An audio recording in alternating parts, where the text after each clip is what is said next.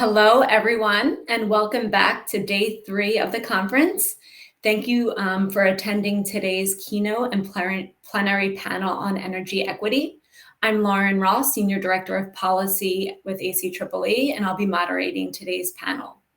I'll start the webcast with a few housekeeping announcements and then quickly move on to our presenters, followed by Q&A if time allows. So first and foremost, thank you all. Thank you to all of our sponsors and ally members for your support of the Energy Efficiency as a Resource Conference and ACEEE.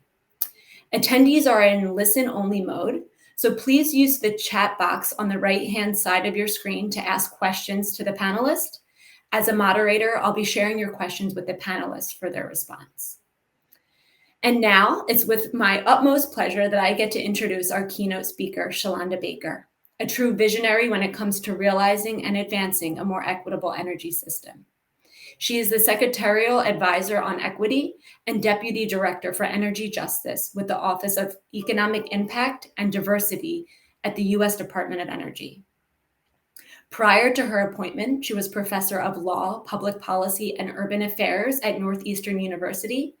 She spent over a decade conducting research on the equity dimensions of the global transition away from fossil fuels to more clean energy resources. She is the author of over a dozen articles, book chapters, and essays on renewable energy law, energy justice, energy policy, and renewable energy development. She's the co-founder and former co-director of the Initiative for Energy Justice, an organization committed to providing technical law and policy support to communities on the front lines of climate change. Her recent book, Revolutionary Power, An Activist's Guide to Energy Transition, argues that the technical terrain of energy policy should be the next domain to advance civil rights. So with that, please join me in welcoming Shalonda. Turn over to the panel portion of today's discussion. As Shalonda alluded to, we really do have an all-star panel of three women today who work daily to ensure that energy efficiency investments address longstanding inequities and lead to better outcomes for all. So I'm going to take just a few minutes now, introduce everyone on the panel, and then we'll jump in to back-to-back presentations and then leave some time for Q&A. So first, we'll hear from Crystal Pruitt, who is the Deputy Director of the Office of Clean Energy Equity at the New Jersey Board of Public Utilities. Prior to that, she served as Chief of Staff for New Jersey State Assemblyman Andrew Zwicker, where she focused on energy issues. She's a graduate of North Carolina State University and John Jay College of Criminal Justice. Ms. Pruitt's strong commitment to social justice, behavioral health, and criminal justice reform inform both her personal and professional pursuits. She works with organizations to help women secure access to reproductive health services, serves on the New Jersey Office of the Attorney General's Community Law Enforcement Affirmative Relations Institute, and the work group on harassment, sexual assault, and misogyny in New Jersey politics. After Crystal, we'll hear from Carla Walker-Miller, who is the founder and CEO of Walker-Miller Energy Services, a 21-year-old values-driven company that changes lives through energy. Her high-performing firm helps electric and gas utilities achieve mandated energy reduction goals that reduce energy waste, create local jobs, decrease the energy burden on families, and reduce harmful greenhouse gases. Carla is a visionary who leads with both empathy and tenacity and has molded Walker-Miller into one of the largest African-American and women-owned energy waste reduction companies in the country. In 2018, she made 3 transformational decisions in the life of the company. She instituted a $15 per hour minimum wage, resolved to only recruit team members who embrace the company's culture of kind excellence, and adopted second chance policies that give previously incarcerated citizens fair opportunities for employment. A tireless advocate for the representation of Black people and people of color, women, and historically underrepresented communities, Carla believes that the inclusion of all voices elevates business, drives sustainable policies, and creates equitable opportunities for all. And then last but surely not least, we'll hear from Dr. Elois Thomas, the Chief Administrative Officer at SEAL, which is Solutions for Energy Efficient Logistics, a nationally certified minority business enterprise, service-disabled, veteran-owned energy efficiency program implementation contractor. A highly analytical and driven leader, Dr. Thomas cultivates business relationships and advances SEALs teams towards top-level corporate objectives. Dr. Thomas earned a PhD in business from North Central University, an MBA from Walsh College, and a BA in accounting from the University of Detroit Mercy. She also recently completed the Yale Executive Education Women's Leadership Program and is the vice chair of the Midwest Energy Efficiency Alliance, MIA's board. She's a board member with the American Association of Blacks in Energy, Michigan chapter, a board member and treasurer of Advancing Women in Energy, and a mentor with the Council of Women in Energy and Environmental Leadership. So as you can see, I wasn't exaggerating. We really do have an all-star panel. So with that, let me turn it to Crystal to get us started. So thank you, Lauren, and completely honored to be on this panel with these excellent panelists and colleagues in the energy space, and always an honor to hear Dr. Baker speak, although it is terrifying to follow her. But as I was introduced, my name is Crystal Pruitt, and I'm a Deputy Director in the Division of Clean Energy here in the New Jersey Board of Public Utilities, and I also run the Office of Clean Energy Equity. So I'm going to be talking today about the energy equity work that the state of New Jersey is doing. So if you just bear with me as I pull up my slides. So energy equity in clean energy here in the role of the New Jersey Board of Public Utilities in addressing both of those things. So just by a quick way to level set, it shouldn't be unusual to know what the Board of Public Utilities does. We're the state agency that has the authority to oversee certain regulated utilities, and that's specifically investor-owned utilities. But for the purposes of this conversation, we're going to be talking specifically about natural gas and electricity. But ultimately, our goal and our mission is to ensure safe, adequate, and proper utility services at reasonable rates for customers. So equity at the New Jersey Board of Public Utilities. The Office of Clean Energy Equity was actually created as a result of these two actions that you see before you. So in recognizing our energy master plan, which sets the goal of 100% clean energy by 2050, and as well as the Clean Energy Act, there was a recognition that unless the state take a very intentional and concentrated effort to look at inequities and how energy is distributed and received by customers across the state, we were never going to meet that goal. So the Office of Clean Energy Equity was created in the summer of 2020. So I know we just heard energy justice, environmental justice, and now we're hearing energy equity. So for the state of New Jersey, we actually took almost a bifurcated approach when adjusting environmental justice versus energy equity. So we actually have an environmental justice law on the books. It was passed in 2020. And that law is housed in our Department of Environmental Protection. And they focus primarily on environmental justice issues, including creating a designation of overburdened communities, which are individual census block groups that meet certain characteristics. And that is a percentage of minorities in that block group, a percentage of income level, and a percentage of English as a second language. So the state has actually designated certain census block groups as overburdened, and by that terms environmental justice. So energy equity, I like to think of, we are sisters, but we are not the same. So on our end of things and the BPU's end of things, we're focused on making sure that there's affordable access to clean energy for everyone. recognizing that clean energy, like renewable energies like EVs and solar panels, have for so long been something that was based on your income and what is affordable. We're looking at trying to make sure that every resident has access, and that is low to moderate income in Black and Brown communities. So as I said before, we're ensuring equitable access for all residents. This office oversees the development and implementation of clean energy policies, technologies, and programs. And I'm going to talk a little bit about energy efficiency because that's where a lot of my work has been. Also collaborating with partner agencies and organizations for the implementation of relevant policies. So I'm also working with our sister agencies to make sure that anything that kind of deals with clean energy, and that is things like the labor department, community affairs when we're working with municipalities, that we're all communicating and working on this goal together.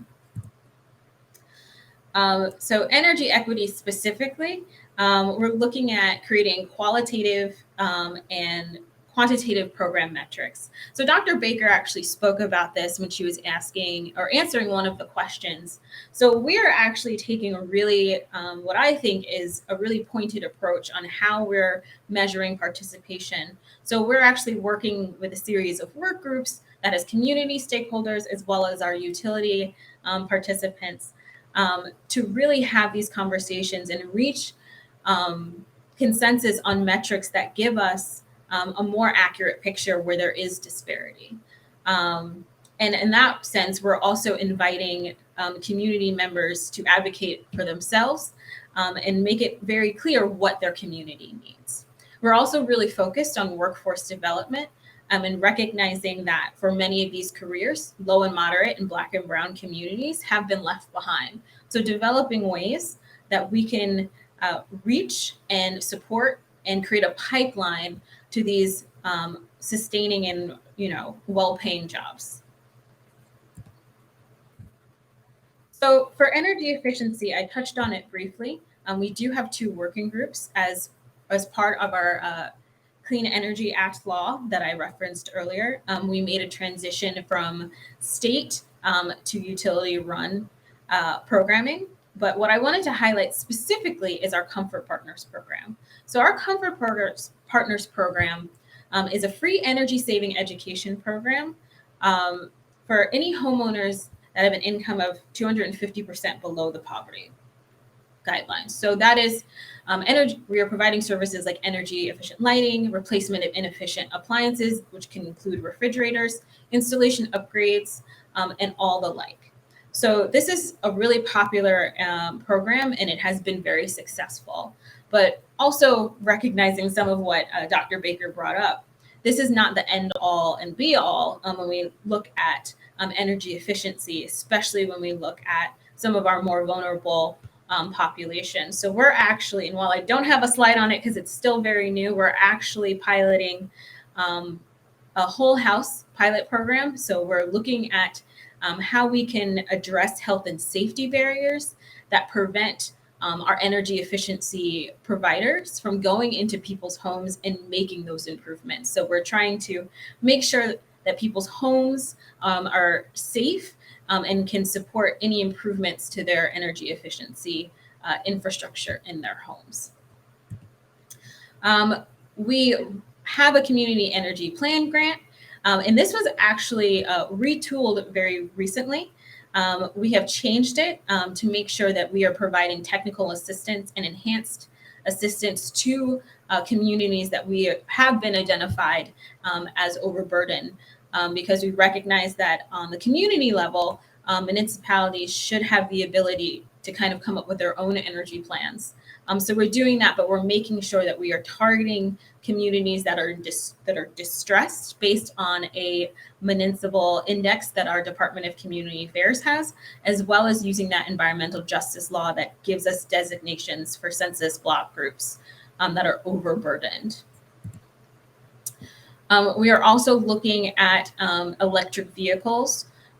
We are doing a program that looks at EV affordability in underserved communities, recognizing that there is a barrier to access to EVs, So we're working on ways to provide access to clean transportation in urban and underserved and overburdened communities. We're also looking at medium and heavy duty EVs. We recently had a straw proposal and trying to develop programs to fund make ready for different things like public transportation, publicly accessible medium heavy duty charging, rate design, and potential EDC or electric distribution company ownership in areas of last resort. So we are actually actively working on that right now. We also have 3 offshore wind projects. And what I really want to focus on with the offshore wind and how it pertains to equity is that we are working with our state economic development authority, as well as labor, to have really important conversations about the planning for workforce for these projects, as well as the siting that we will have in South Jersey to build some of these turbines.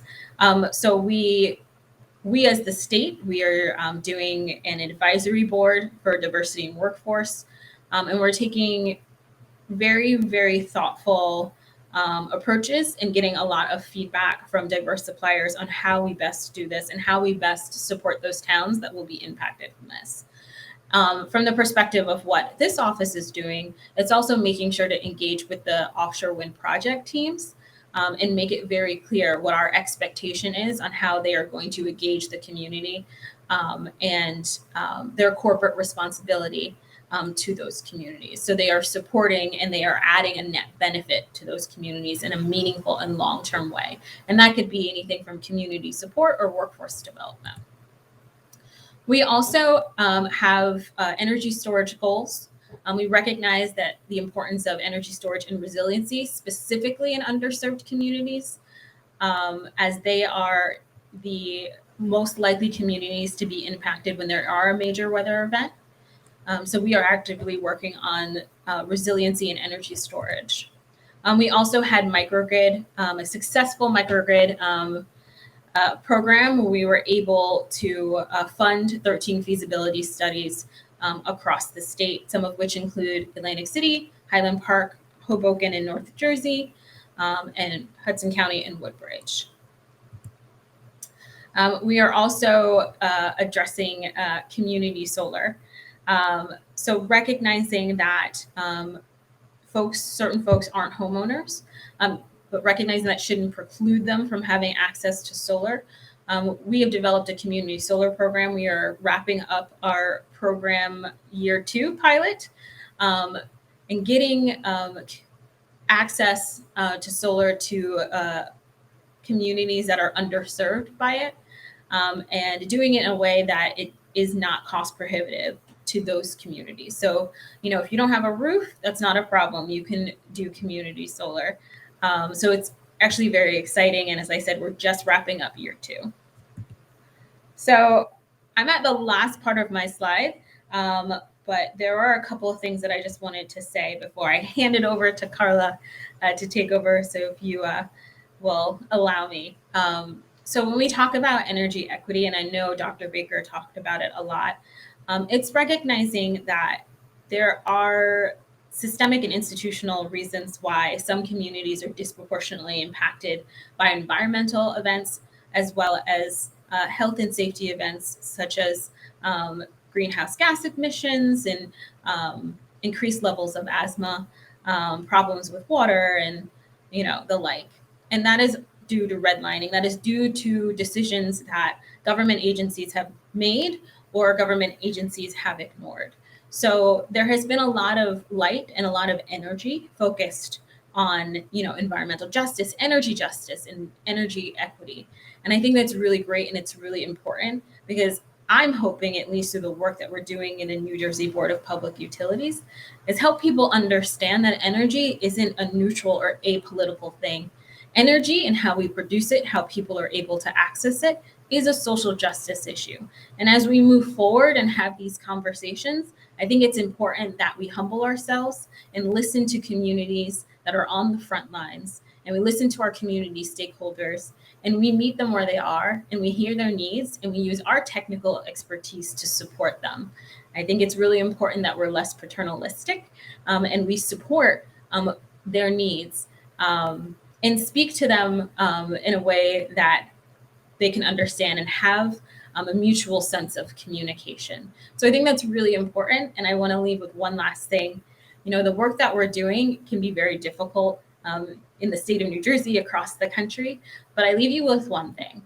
It's we have to break out of this box and we have to challenge the status quo and do something different, because status quo equals the continuation of inequity. And if we're really going to make a change, if we're really going to make things different, we have to be different and we have to think different. And we just have to make sure that we're looking out for each other. So thank you. And I will hand it off to Carla and happy to answer any questions, should there be any. So thank you so much. Thank you, Crystal. And this is a first for me. I've been on many panels about diversity, equity, inclusion, and energy equity. I've never been on a panel during which the first two presentations had so much substance that I had to actually change what I'm going to say. So bear with me. One of the things I would like to offer is that the presentation that Shalonda Baker did is the keynote on equity that all other equity keynotes should be judged by. I encourage anyone who's really interested in this topic to get her slides and listen, watch that again, only to be co-signed by Crystal Pruitt, who just gave it a whole new dimension in detail. So I try to always make sure when I'm speaking, I'm saying what needs to be said, not necessarily what has already been said. So as a Black and woman-owned company that literally had to fight our way into the energy efficiency industry because we are not the norm and we were not naturally given the assumption that we knew what we were doing. And we learned the energy efficiency industry the hard way, starting as trade allies. We do, my company and I have a unique perspective, I think, into the energy industry. We pivoted from energy equipment sales as an engineer to the energy efficiency business. And we, from the beginning, have done energy efficiency programs differently. As a diverse company, then we believe that diverse teams drive better energy efficiency programs. And when we entered the industry, and even now, many of the teams that are actually executing energy efficiency services programs are non-diverse teams. And when we are not diverse and we're not comfortable in the environments we need to address, then we address the environments that are easiest for us. So we cherry pick affluent neighborhoods and easy business. Part of how we learned our business was majority contractors actually subcontracting business for the communities of color, for asset limited communities, for diverse communities. So we literally cut our teeth on equity. So my first point is we always field, even when we're operating in rural areas, we make it a point to field a diverse team. And that is absolutely necessary for energy equity. The second is that fielding the diverse teams allows us to serve more diverse companies, because diverse teams invite us into the communities. They identify the trusted partners, the people that we need to deal with, the organizations, the community action agencies who know those communities and who are already trusted. And that makes us more effective executing energy efficiency programs. And the third thing we do is that we make sure we are dealing with diverse and local vendors. As part of this industry, contractors have a profit motive, obviously, because we are in business, but a practice of driving most of the functions to their home offices. And that does not respect the people who pay for these programs. So we make it a point to spend as much money as possible in the communities that support these programs. So we try to procure as much marketing, as much equipment, as much thought leadership as we can. And that is part of our philosophy as energy efficiency, as local economic development, which is necessary. When you spend money in communities, that is how you show respect. That is how you drive equity in communities. So when we learned the business, we were told and are still told by most utility programs that the three things that are important are savings, spend, energy savings, spend, and customer satisfaction. And if we are serious about driving equity, equity needs to be added as a fundamental in the delivery of energy efficiency programs. 40 years ago, 35 years ago, I had this thing called a mobile computer, which weighed about 40 pounds. And I was totally aware that most people did not have mobile. That was the way they said it, computers. And then as we got the access to the internet and started using it, and our information was put on the internet, there were so many conversations in the 90s about how do we make sure people have access to the internet. Here we are 35 years later, and we're talking about solving the digital divide. And the reason we're still talking about solving it is we did not address it as a fundamental. We did not address equity as a fundamental. My concern is when you see where the energy efficiency industry is going, it is fundamental to renewable energy. It's fundamental to electric vehicles. It's fundamental to electrification and retrofitting. So if we don't address energy efficiency at the table where we are developing programs, then we are going to be relegated to backfilling and solving for energy equity. So my charge to you, whether you are an implementation contractor, whether you are a utility, whether you're a community action agency, whether you are a governmental entity, no matter where you are, my charge to you is to make sure people with different viewpoints who can speak for their own communities are part of the conversations during the design of energy efficiency programs, so that years from now, we are not solving for equity, but equity is a fundamental part of the conversation and of the design. Thank you very much. And I'm going to turn it to Eloise Thomas from SEAL. Thank you so much, Carla. Such great content from everyone. So I'm just going to start off by saying we talked about who's the champion for energy justice. We are the folk that you see here on the screen, the participants here. We are the champions. So I'm going to go ahead and share my screen and dive right in. We're going to dive right into my portion of the presentation. I'll start off telling you all a little bit about SEAL. SEAL is a champion for energy justice. We are a leading energy efficiency implementation contractor. We've been in the business for over 12 years on our energy efficiency side, with over 35 years of legacy work in our automotive side. So a lot of our Six Sigma content and information comes from our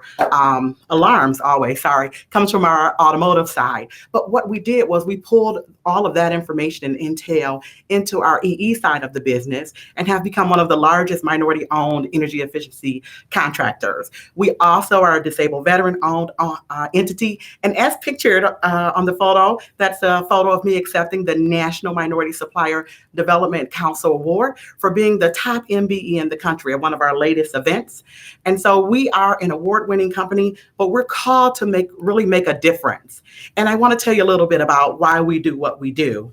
So Shalonda talked a lot about, and I've got great notes all over my desk from all of the ladies, but she talked about procedural justice and energy equity and justice for all. At SEAL, we do this work because every customer deserves a path to efficiency. We've seen firsthand the disparities that exist, and we want to make sure there's more inclusion, there's more opportunities in multiple areas to do the work, to also own, right? Hence our commitment to diverse spend.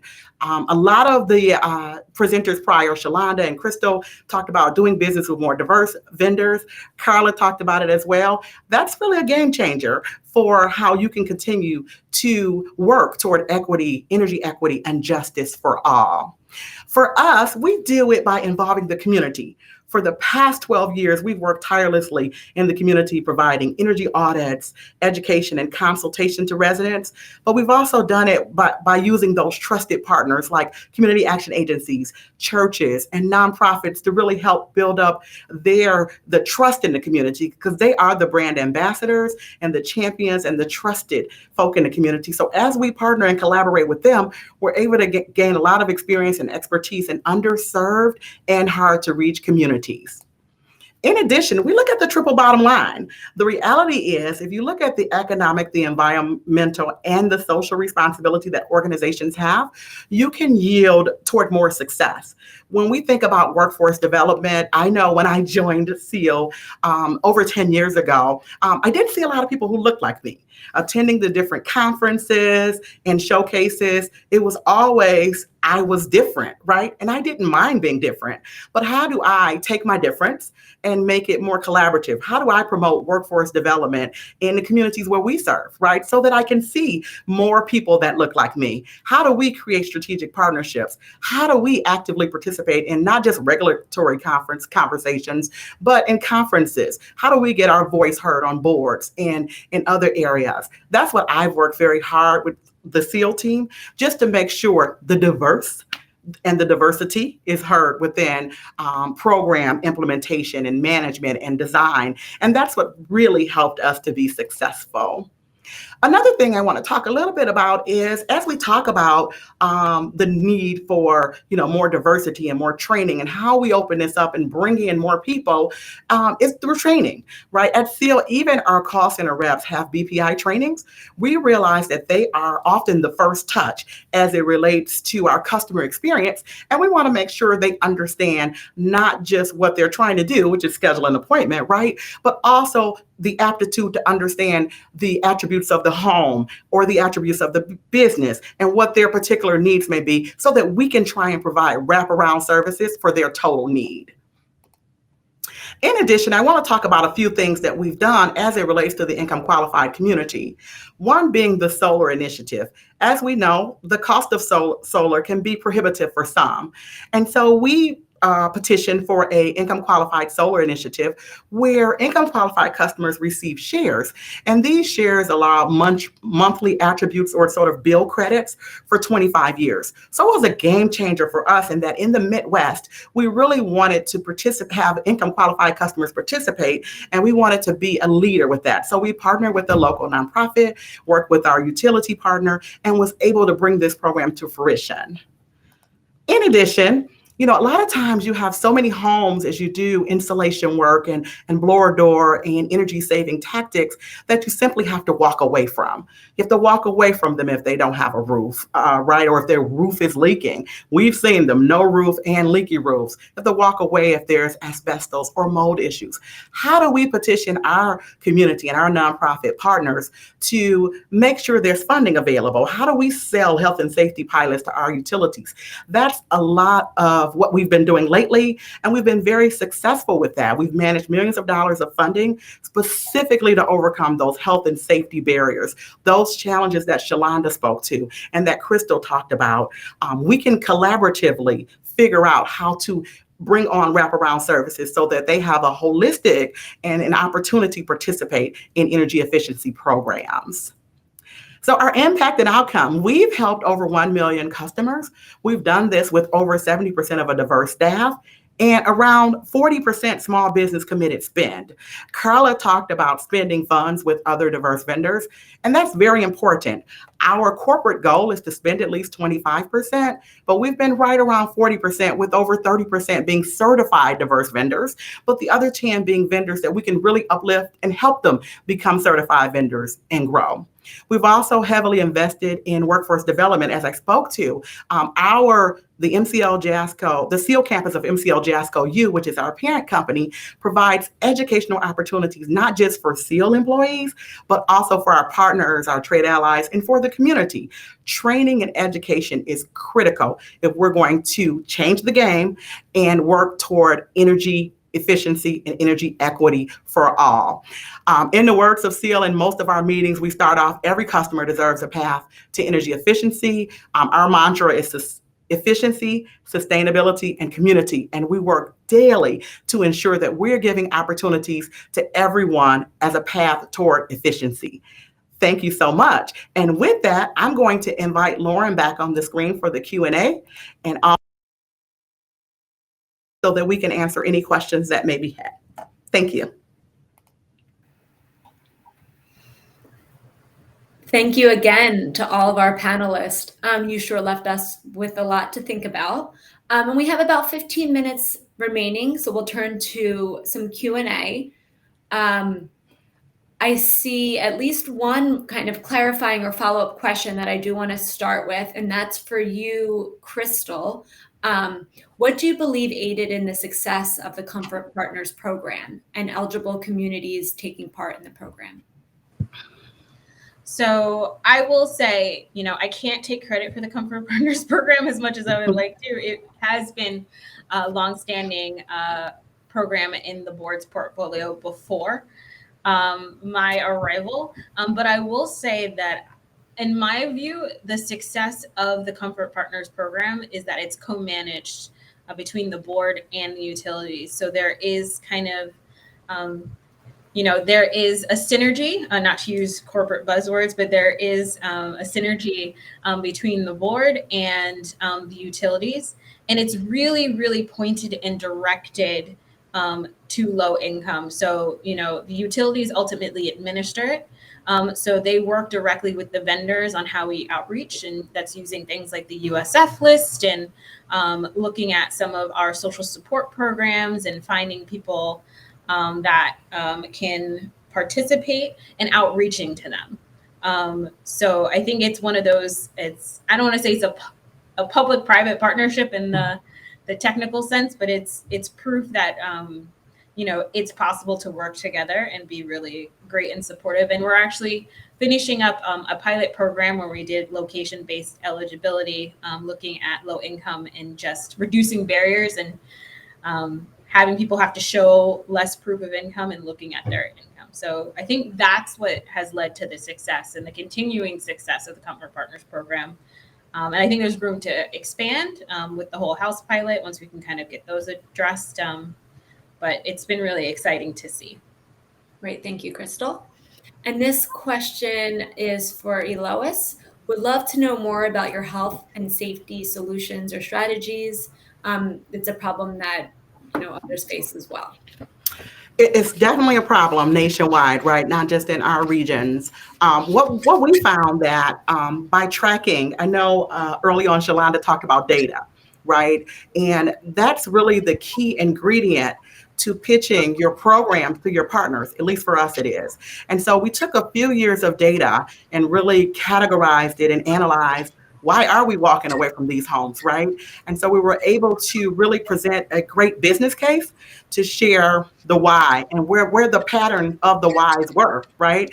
So that we can address them more meaningfully.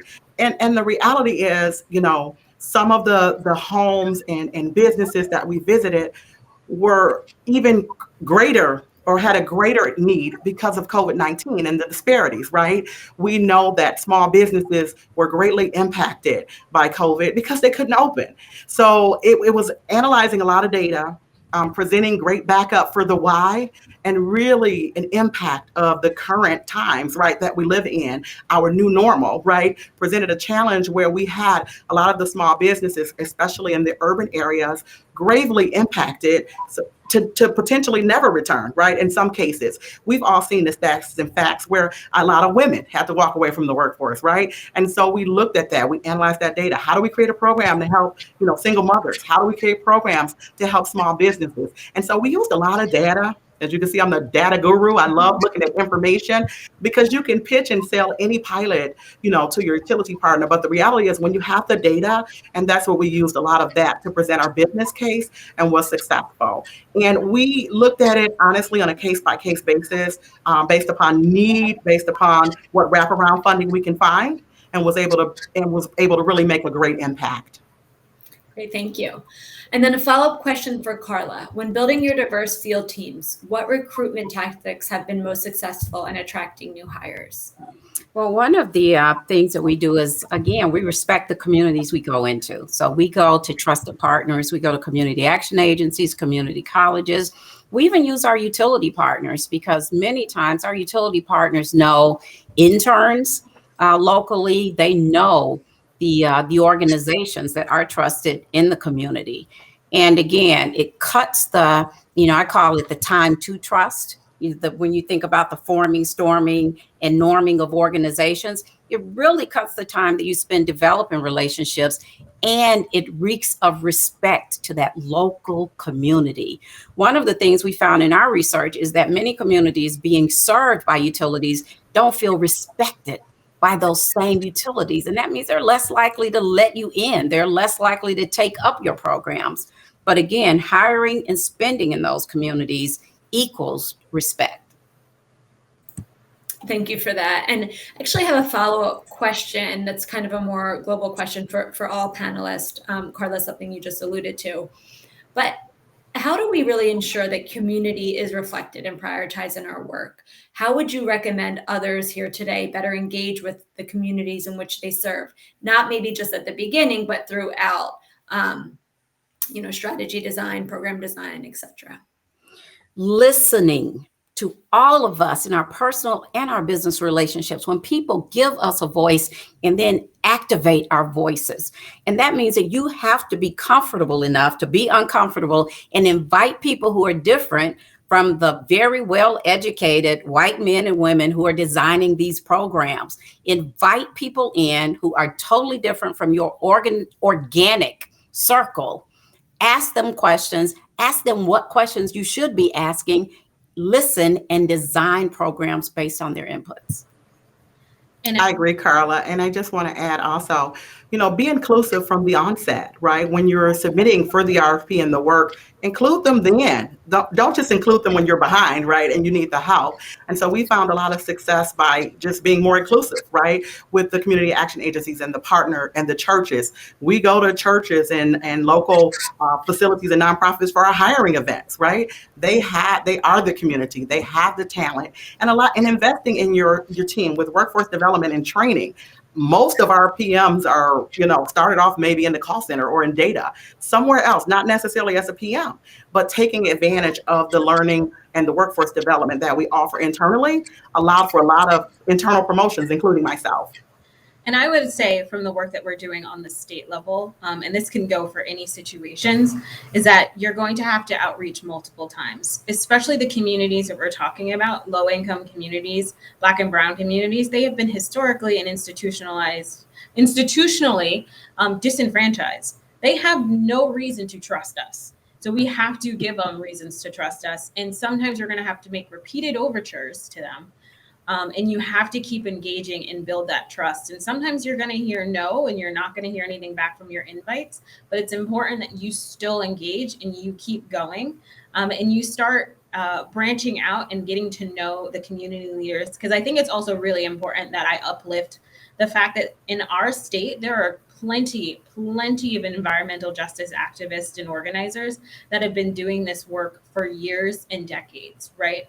And they are very able to advocate and articulate for themselves. We just have to be able to listen. We have to humble ourselves and make ourselves available to hear what they want to share, because they want to be active participants in this clean energy future.